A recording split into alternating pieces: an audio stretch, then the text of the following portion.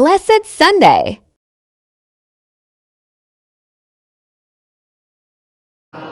Ang inihanda ng Panginoon.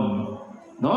Ano kayang feeling mo? Naghanda ka ng masarap, tapos hindi ka kainin ng mga bisita. Bless the Lord.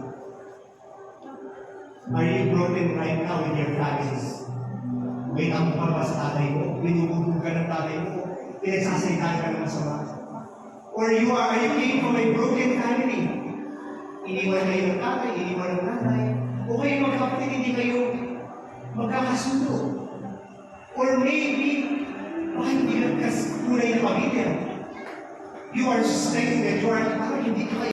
Para i-bless din yung ibang tao who are hurting, who have pains in their lives. Gagamitin ka ng Diyos. Put your hands in your heart.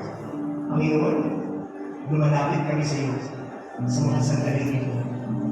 Remembering our families. Remembering our brokenness.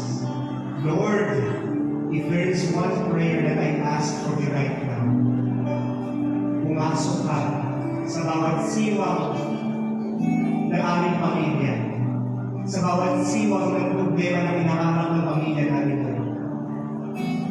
Panginoon, malaking ka. You are faithful and you will never fail us. All this we ask in the mighty name of Jesus. All the people of God say, Amen. Let's all worship our God. Lift up your hands.